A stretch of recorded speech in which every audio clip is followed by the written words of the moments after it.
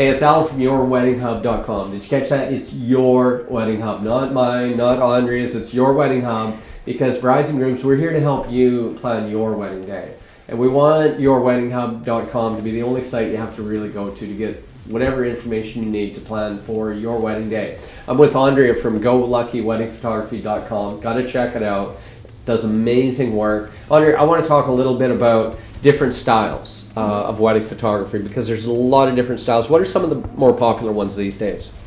I think it's pretty safe to assume a lot of bride and grooms like the photojournalistic style, which really works to uncover the day as it naturally unfolds.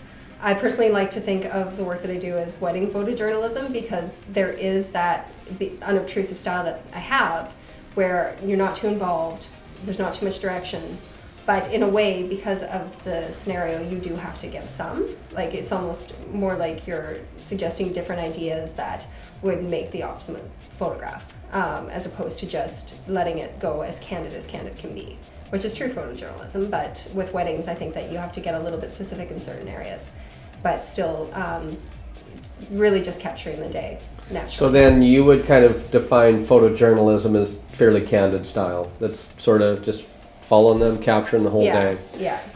As opposed to the old traditional style where everybody stand and face the camera and smile. Mm-hmm. Yeah, So- there's that classic style, very traditional look to the photographs, and some people might still like that.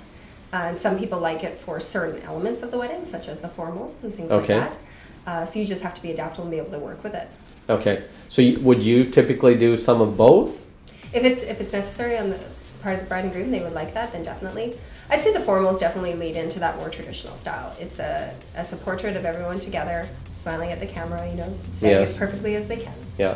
So So the photojournalism, that's a pretty popular style of wedding think photography so. these days? yeah, Okay. definitely. Now, you used one term here just a moment ago that I know from personal experience working with you, because I think I said one of the other days that you and I were talking that about from the other side of the lens. That's kind of a phrase that I've sort of coined, because I see photographers doing some really weird things. I got to tell you that, Andrea. Incidentally, if there's anyone from the Wedding Photographer Association, you can invite me to speak at your next convention. I'd love to speak, because I think it would be a great talk for photographers to hear what it sounds like for someone that's really seeing it from the other side of the lens.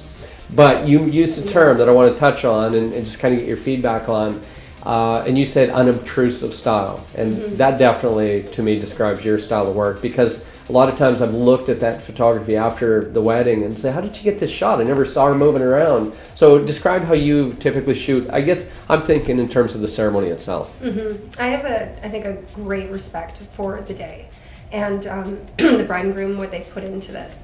So when it comes to their ceremony, not only do I need to take into consideration them and the fact that they are paying attention to the minister and hanging on to every word and each other and taking it all in, their hearts I'd like are to think beating. so, at least. But there's also guests everywhere that don't Absolutely. need me in their way, Yeah. and would like to take a couple snaps themselves and things like that. So I try to stay out of their way as well. And then to top that off as well, the minister, because they're getting their job done, and it's very important. So I do like to stay out of the way as much as possible, and to be as undistracting as I possibly can too. Okay. So I'll be working from a distance with the gear that I have. The professional gear allows me to get those shots that you might wonder, how did she do it? She wasn't right up there. But yeah.